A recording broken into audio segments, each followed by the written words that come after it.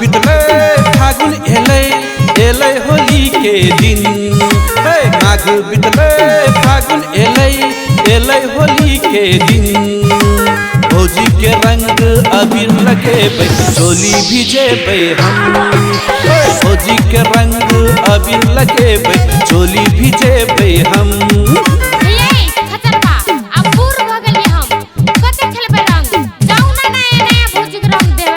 भौजी बूढ़े लोग दूर तो रहे थे अही संग खेलब हाँ कहीं नहीं छोड़ब रंग से भिजाइए कत्या ए मान भाई लिया आप खेलो। हे माघ बितलै फागुन एलै होली के दिन।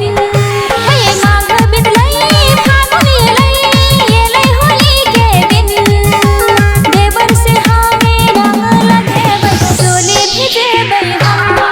हे देवर से हमें रंग लगेबै चोली भिजेबै हम।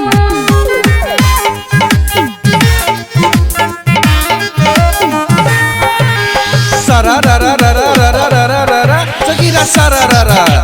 वाह भाई वाह वाह खिलाड़ी वाह वाह भाई वाह वाह खिलाड़ी वाह सारा रा रा सगीरा सारा रा रा। भौजी के देखू त पीला साड़ी। भौजी के देखू त पीला साड़ी। देवरा मारे छे पाछा से पिचकार जगीरा सारा रा रा जगीरा सारा रा रा।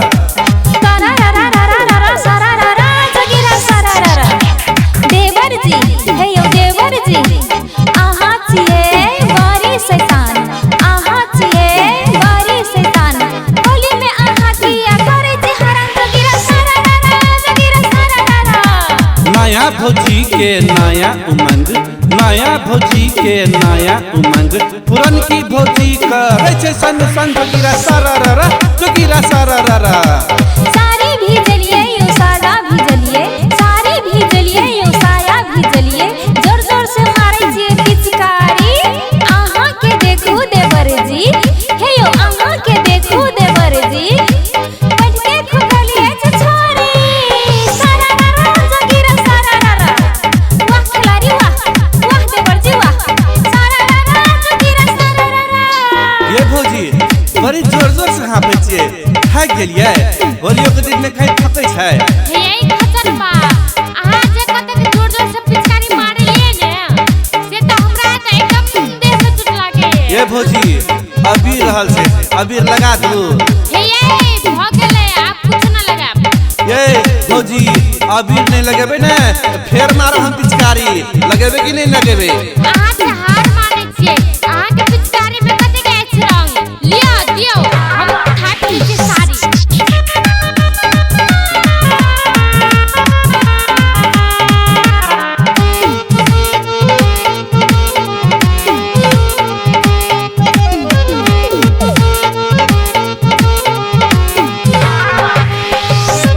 रंग देबो भौजी अबीर देबो मारबो हम तोरा पिचकारी।